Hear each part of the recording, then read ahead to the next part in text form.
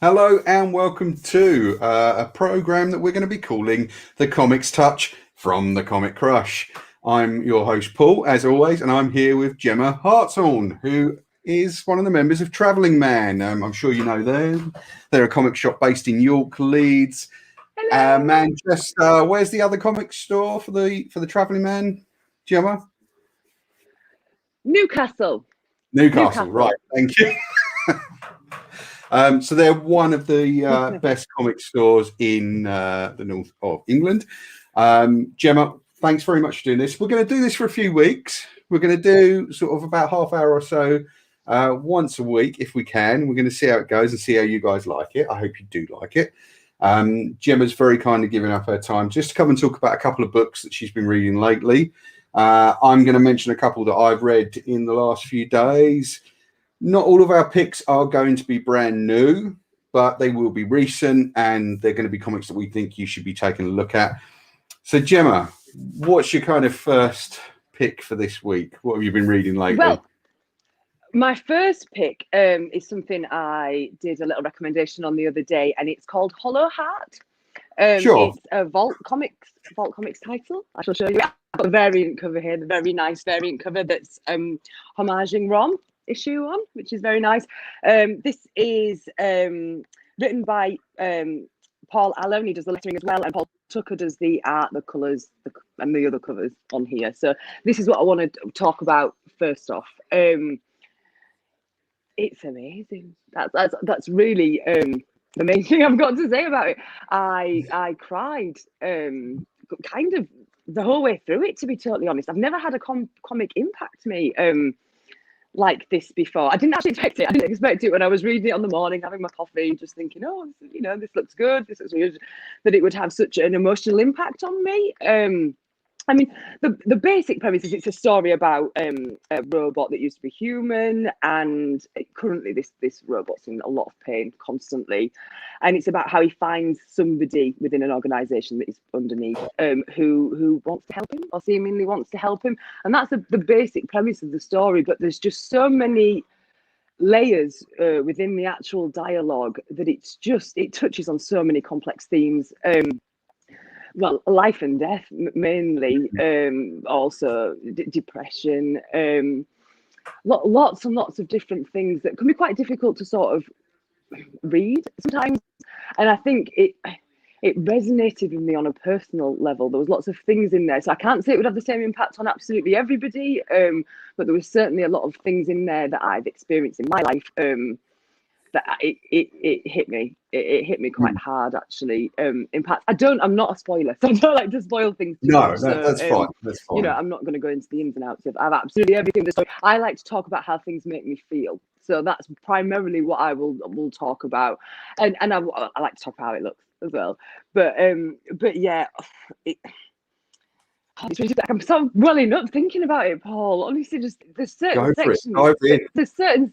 I know, yeah, it's all emotion. There's certain sections in it that are just, it really makes you think about how we perceive others and what other people think we want.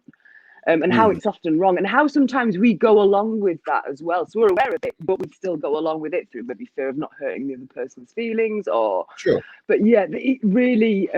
There's a bit in it. Oh God, I don't know if I've got a bit of a spoiler, but there is a part in it where somebody is in a bit of a desperate situation. They're at the bottom of a cliff, and they're dying, and they call out because they see somebody above, and the person above ignores them, and the person is dying. They don't realize that this person's profoundly deaf above them, and it's all about perception. So their last thought was, nobody cares about me, this woman doesn't, and it wasn't actually that at all. It was because the person was deaf. There's just so many things that, I mean, even right from the beginning, when it talks about how the lead character, when he was a boy, had a goldfish, and how he begged his parents to get a bigger goldfish, or a bigger goldfish bowl, should I say, not a bigger goldfish. Felt really sorry for the goldfish, and begged his parents. And in the end, he just thought the best thing to do would just be to, release the goldfish. And then the next day, the goldfish reappeared, and it sort of comes into that thing, with what some parents do, where they replace, animals, and how it's the main thing that sort of teaches children about life and death, isn't it, really? And you're kind of taking that away if you, yeah. So yeah, it was. Read it. That's all I'm going to say. I just think everybody really should read it. I think it will resonate with people on many different levels, and I was certainly quite surprised how it made me feel. You know, it's great as well that, you know, there are queer characters in here, but it's just fantastic. It's just fantastic. It really, really is. I can't recommend it. And the way it looks as well, it's very vibrant, but there seems to be a soft hue over everything. And also the emotion on all of the characters' faces, it really sort of hits you, Paul. It's really, yeah, I'm getting... Yeah, I just think everybody should read it. It's a really difficult one for me to explain because it's how it made me feel, and that's a really hard thing. And I would sort of have to go into why a little bit of why that resonated with something. And that's a little bit personal, sort of things that happened in life. But yeah, it will resonate with everybody because everybody deals with issues in mental health at some point in their lives, and I think. But also, again, it's the perception thing. It's you know what we think other people think we want and think we feel is just totally wrong most of the time. And I think it's a really important thing that we all need to learn, isn't it? Really, that actually we can put something, make something out in our mind to be so much bigger than what it is from what somebody else thinks, and they probably don't think that at all. It's just how the brain sort of works. So yeah, it's just brilliant. I mean, I'll show one little bit. This little face, it just, where is it?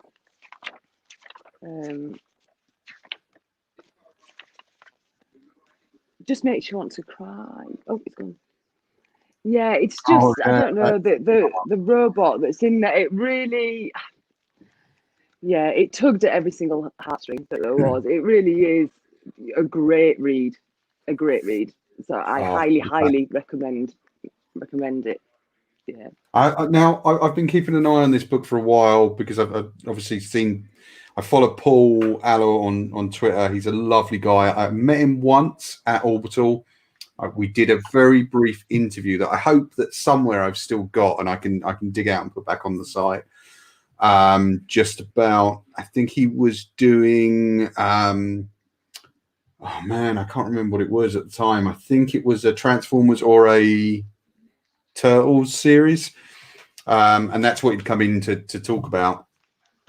He's done a lot of that stuff. He did a very recent, very excellent run on G.I. Joe that's really good, that I think is out now or very soon in trade. And that was an excellent series. But Paul is like one of the sweetest people I've ever met in my life. He's just a genuinely like heartfelt, sweet person, and you really get that from him. Like he just very lovely. He loves his little dog, Shorty. If you follow him on Twitter, you'll get all that stuff. I will do actually. Yeah, I will do. I will follow him. I did have a lovely interaction with him actually because I reviewed this on my Comics Before Breakfast. And you can tell he's a really lovely person. And to be honest, from reading this, you can tell that as well, Paul. You know, I think that's the thing that's quite that's a bit of a theme amongst all comics. You do put a little bit of yourself in there. Yeah, I think anyway. I can sort of, you know, well, in any art form, to be totally honest. But yeah, I had a very nice interaction on Twitter because I shared this. You know, he was happy that it sort of resonated with me. But yeah, he seems absolutely lovely, which always, you know, the cherry on the cake, isn't it, with these things? But but yeah, some of these guys, they're lovely people. Sorry, go on. No. As I say, they're lovely, and I don't. Also, I think something like this is quite important in a lot of ways. And I know you go, oh, it's just a comic, but actually, you know, books are so impactful. Anything that's written is so impactful, isn't it? And it can change your life. And I just feel that, you know, a lot of people might read this who aren't necessarily in the best place, and actually it might change their mindset a little bit. I know that's, you know, that's the way I look at it anyway. Everybody's different, of course, and deals with things in a different way. But yeah, I do feel that it's just, it's brilliant, really, really good. I'm so glad you enjoyed it. I'm looking forward to reading it myself. As with every week, I am massively behind. I'm trying to get as much read as quickly as possible, but I'm looking forward to reading that. And hopefully, we'll have Paul on one of the shows at some point, because I'd love to chat to him again. Also, just talking about the kind of plot of the book, with someone who's trapped inside a mechanical suit and then is denied touch, I think that's kind of very resonant, as you said, to what we're kind of going through now, where you can't see people, you can't hug people, you can't, unless they're in your bubble. I mean, I'm grateful. I've got my girlfriend here. We get to see each other every day. You've got your partner. Yeah. That's great. So but it must be hard for a lot of people who are kind of not with their loved ones at the moment. Yeah, of course. And it's just, there's a lot of things in this that people might be dealing with now that they never really dealt with before all of this as well. So I totally agree with you. I mean, you find in a lot of comics actually that you read at the moment that there seems to be a theme that does touch upon a little bit what we're going through. Yeah. Almost like it's preemptive. But yeah, and I sort of, I'm the kind of person that takes comfort in reading stuff like that. Some people don't, but I do. I sort of like to read about something that I'm maybe actually in now, which is really odd, really bizarre, isn't it, to think that that's how we are. I feel like all this science fiction I've read over the years is some sort of preparation. Maybe, I don't know, but we are in an increasingly science fictional world.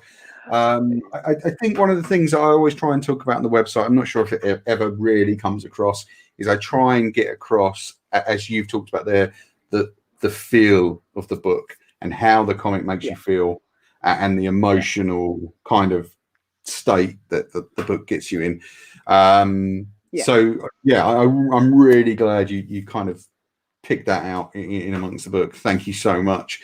Moving on, do you have another book for us? Yeah, I mean, it's a book I love. It's actually, I think it's out in its second trade now, maybe. But it's the plot. I've been through all my old first issues. I've got loads of old first issues and things. Yeah, I mean, I wanted to talk about this today, mainly because I want to do something new and something that's, that's a little bit older, that I've loved. But I just this has got everything that I love. I can't really sort of explain it. I'm an old school horror fan. I've read most of Stephen King's books. I've seen a lot of horror films in my time. Probably too many. I think people would be concerned by my collection, to be totally honest.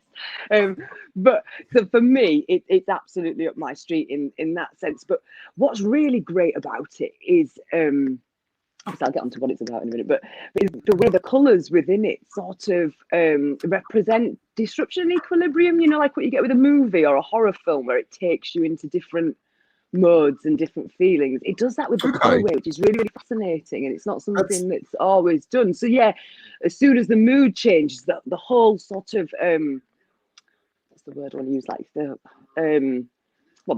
palette changes on each page.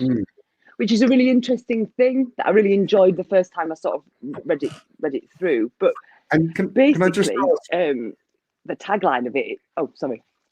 Can I just ask, what was that term you used? Disruption, equilibrium.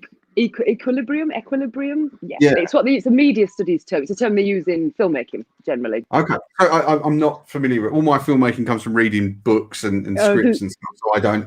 And watching movies, but it's not a term I'd ever heard before. But thank you. That's Well, it's basically just where a film takes you from one feeling to another. So you feel everything's okay, and then you go like that, and then a horror film that does that well is a great horror film.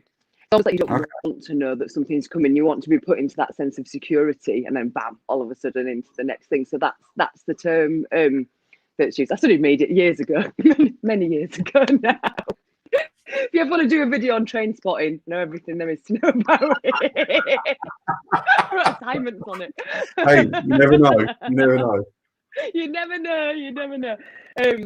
But yeah, so that's what I really love about it. From that perspective, I know it's a totally different medium, but it gave me that vibe, the same way a horror film sort of gives you that vibe. But the tagline for it is, in order to receive, first you must give, which is really sinister anyway, and that's the tagline the whole way through it. And it's basically about family secrets, really, and family curses, which is just a theme I love anyway. You know, we love a good family curse, so it's all good. But yeah, and it's about how eventually every member in this family has to, you know, they're given something and they have to give back, you know, in a sense that, you know, because they're quite a wealthy family, they have a lovely house, everything's really nice. Obviously, there's an underlying thing that's been going on for generations, which sort of raise its ugly head as the you know, as the comic goes on, and it's about how this family who've lost a few members along the way are trying to survive it, really, and get through it and understand it, because obviously they don't understand what's going on. We know more as the reader. But yeah, it's got all the elements of all the classic greats. I mean, it's not like Salem's Lot, because it's not about vampires, but it's got a feel. It's got that sort of, sure. Yeah, it's a really difficult thing to describe. Again, it's kind of like a feeling, but it's it puts you on edge, and I think that's what a good, you know, anything in the horror genre needs to do. It needs to put you on edge, and it needs to keep you sort of maybe wanting more, but also not knowing what's going to happen next. I think sometimes when you read certain things, you kind of can vibe it, can't you? This might go this way, this might go that way. And with this, you don't know that, which adds to the sort of intensity and the feeling of being slightly off kilter. And I like it when things make me feel slightly, what's going on here? Like, I don't really understand. Oh, this makes me feel a bit, you know, it's scared, a bit sort of, oh, what's happening now? Where's it going now? So it's a fantastic comic. And as I say, it looks great, and I love the colour thing that they do. It's just so clever. Whether that's something they meant to do or not, that's how I perceived it when I was reading it. Anyway, but yeah, I don't know, get the words out enough to sort of say about it. It is an instant classic. It just reminded me of all the old classics. It's one of them things that, you know, I know for a fact that a lot of people that don't necessarily read comics would love. And would really, really enjoy. I mean, I feel like that about most comics, to be totally honest. I feel like, lots of people would love this if they could see it. But I definitely feel like that about the plot. And I feel it's going to stand the test of time. It's one that will, you know, be there for quite a while. And potentially growing as well. I think the thing is, with the idea of it, there's so many areas that you can go to. There's so many places you can go. And I think that's exciting as well. That's exciting for somebody who's into a franchise, let's say, or a story. The idea that it could go even further is exciting, isn't it? It means that you can go more into that universe a little bit. So, yeah, I think it's brilliant. It's absolutely brilliant, and I think you should buy it in trade. I think you should buy it in trade. I agree. Also, I haven't said who's. Oh, yeah. Sorry, go on. You agree? I like that. You agree? That's good. Good. You're right. I like that, Paul. It's your show. You're right, Gemma. Good. Yeah. I just wanted to say it was written by as well, because I don't know if I mentioned that at the first. But it's Tim Daniel and Michael Morici. I think so. Yes. I think that's how it's pronounced. I'm terrible at pronouncing people's names. I get them wrong all the time. Yeah. So I apologise in advance whenever I'm trying to try something a bit tricky. I can barely speak English, Paul. Yeah. I apologise in advance for any words that I mispronounce, because I just make up my own language. I do that all the time. For ages, you know, ceramic. I called it ceramic. I thought it was ceramic for ages. So I'm there going, oh, that's nice piece of ceramic there. So I think the language is there to be messed with. So that's what I think. Yes. Anyway, I'm one of them. I like to mess with it. And I try not to correct people's pronunciations, because I think when people are coming from other, I mean, not in our case, we're from the same country, but people coming from other countries and bringing their own spin on the language, I love that, because it's all flavour. It's wonderful. Texture, it's all different. It's all, you know, that person's personal view coming through the way they interpret the language. Absolutely. And I'm in awe of anybody who learns a second language, Paul. I just think it's, it's a fantastic thing. So for me, I'd never judge anybody for how they said things or pronounced things or, I'm just having people talk. I just think, it's nice to just be able to have a conversation, not worry too much about those things. I probably was a little bit more like that when I was younger. And now I just think, well, that's, you're going to say the wrong thing sometimes, or you're maybe going to not, pronounce something right, or, that's just life, isn't it? But yeah, it doesn't help being Yorkshire. Yeah. It's best just to dive in and go for it. And as long as you're talking and as long as you're communicating with people, I think that's the main thing. The plot I have actually read in like I think I read the first arc, so whatever the first trade is, I read that in singles back when it first started coming out. I really enjoyed it. The art was superb, and as you say, the shifting colors and the palette was great. Like the atmosphere that gives you was just superb. I really loved that. I want to kind of catch up with the second arc. Unfortunately, the way it works with the website, I usually get to read the first arc or the first issue, and then I have to trade weight on the rest, just because of the kind of churn of trying to get stuff out on the website and trying to do stuff for the YouTube channel. So, Tim and Michael, thank you for the book you're doing. It's a terrific book, and I look forward to reading more of it soon. And Gemma, am I right in saying you can pick up Hollow Heart at Travelling Man now? Do you guys have copies left? We do, yes. We definitely have some copies left. We have both covers as well. So if you like me, and I like a variant. I like a variant. I love a variant. I love a variant. But yeah, we've got both in Travelling Man. It's as I say, both of them are brilliant. I mean, Hollow Heart, should I say? I keep calling it that because the thing at the top. That came out last Wednesday, so it's fairly new, that one. So I would definitely grab it while you can, because it was just it was enjoyable.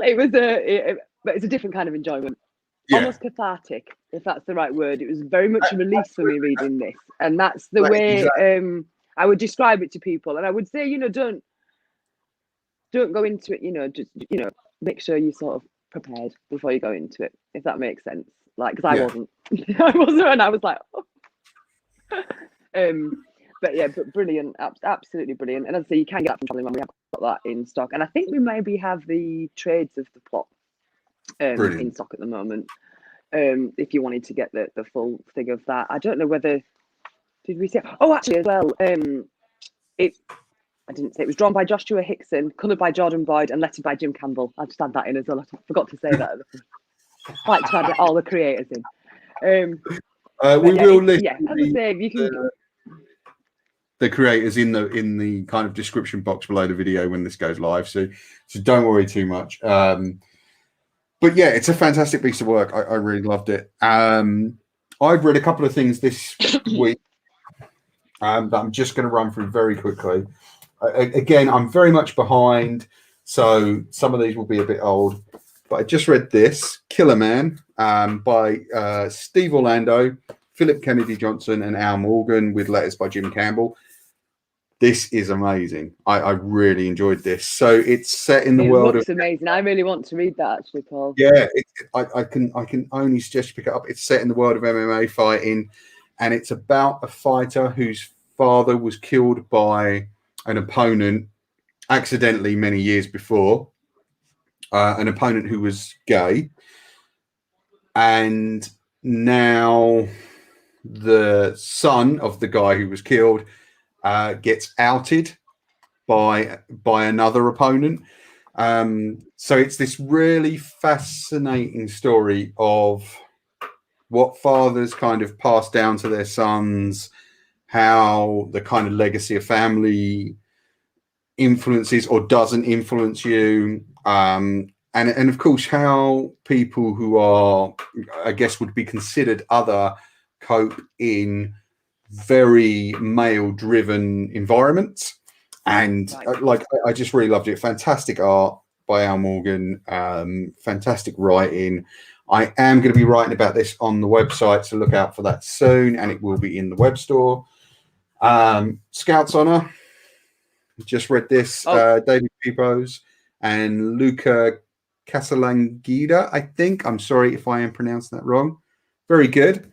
That's kind of a near future, a far future post-apocalyptic tale, where Ranger Scouts are the kind of, effectively Boy Scouts are a kind of arm of the military, and they're surviving. I won't give away too much about the plot, because I think to say too much would kind of spoil some of the elements, because there were certainly surprises in there for me. Like, as I was thinking, it was like, oh god, yeah, okay. But that's from Aftershock. Killer Man is from Aftershock. I just read The Last Witch today, from Boom. Did you read this? Did you like it? I've got it. So the last one, the Scarlet, I haven't read it yet. No, I haven't read it. I'm saving it, but I have got it. I've got a big stack of things that I want to go through. But yeah, I do. I really like the look of this, actually. It's a really nice look. It's a very clean looking book. I think this would be ideal for younger kids as well. Not too young, but sort of the YA, maybe just slightly younger audience, because it doesn't seem as like there's not a lot of violence and things in it, although it's kind of creepy in places, that there isn't a lot of kind of blood and gore. Really good. That's from Boombox. That's worth taking a look at. Again, I'm sure these are available. Honest, in my experience. Yeah, sorry, go on. Sorry. I was saying, my experience working with children. I mean, the scarier the better. I mean, they tend to like anything really creepy, really scary. So it's finding that balance of giving them all them elements, but not not the violence and the swearing and all that type of stuff. But yeah, in my experience, the creepier the better for children. So I agree with you on that. If it is a bit creepy, they love it. They love it. Yeah. Sorry to interrupt there as well. If they think they're reading something slightly forbidden, they're kind of in like a shot. The last one I read this week so far was Grendel, Kentucky. Now this is quite an odd one, because the first issue was solicited a long time ago and was supposed to be out 2020.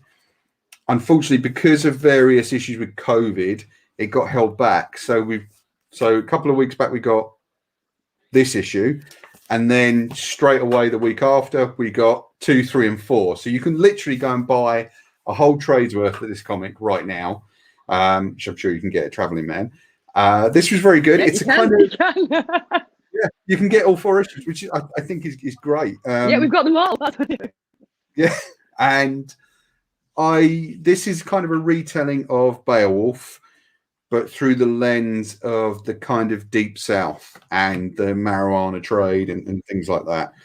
So it's a fascinating crime book. Jeff McComsey is the writer. Tommy Lee Edwards is the artist. I'm sure all of you out there know Tommy Lee Edwards' work. John Workman, again, he's a kind of well-known name in lettering. They all contribute to make a really good part crime, part horror story. And I'll be curious to see the way this one turns out. Now, as I've said, Gemma gets all her comics from where she works, in Traveling Man. I get mine from Gosh in London. Yeah. I'm going to include the web addresses for both stores in the description.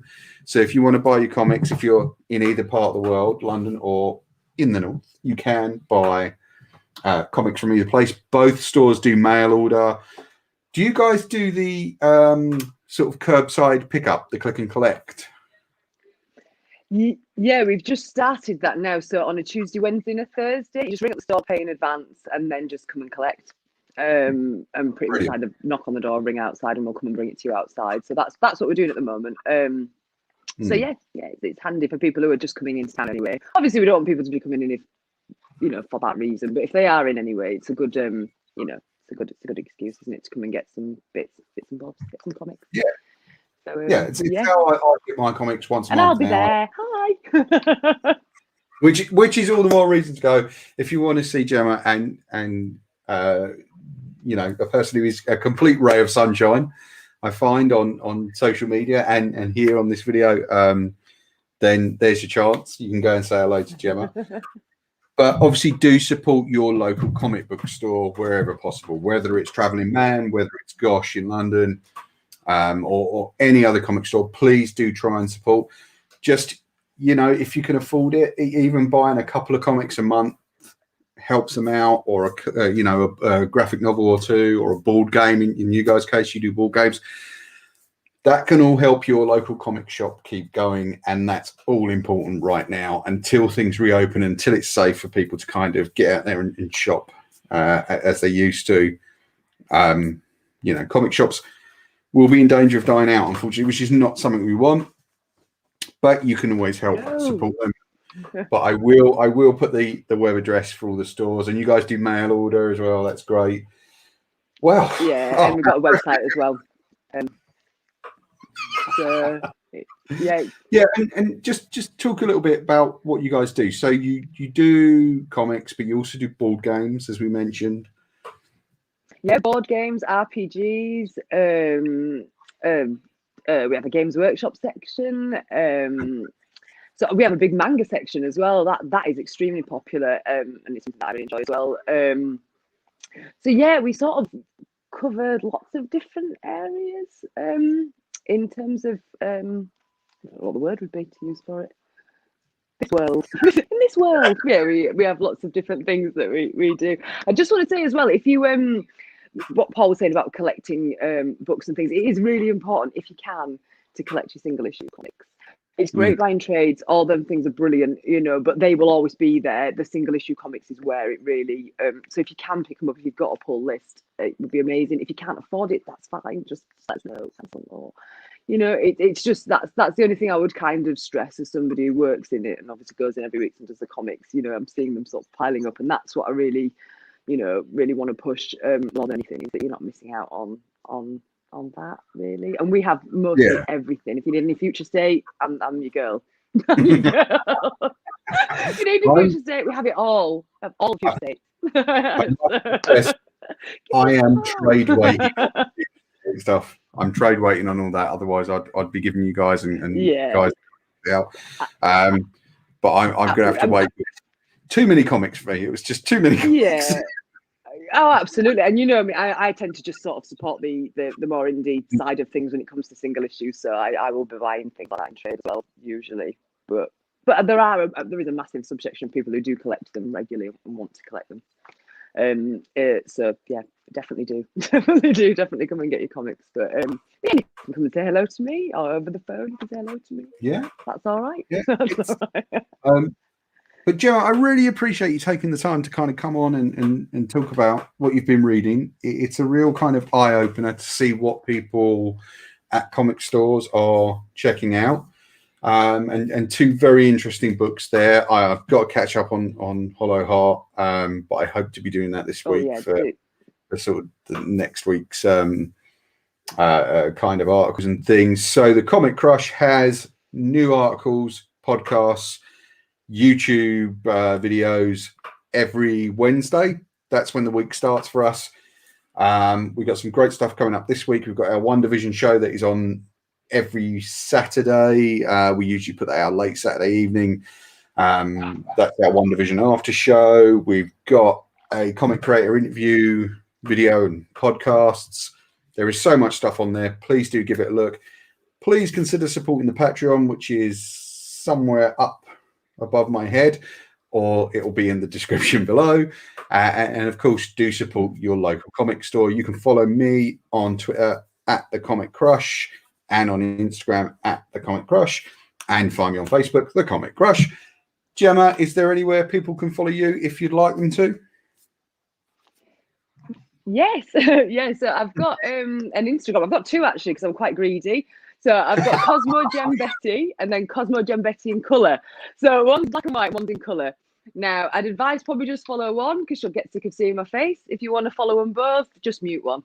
That's what I tell people to do. If you want to support me and follow both, just mute one, and then you won't get sick of seeing me, because I do share my face quite a lot. And I'm on Twitter as Jibber Jabber Jem.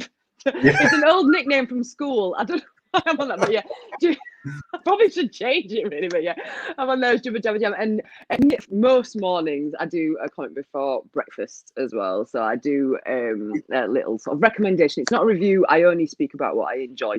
So it's very much like a music playlist, but not music comics. So that's you'll find that on Twitter, and I also do that on Instagram. I do it across all mediums. So you'll get a black and white one, a colour picture, and you'll get it on Twitter, and a slightly different review on Instagram as well. I do like 3 reviews in the morning.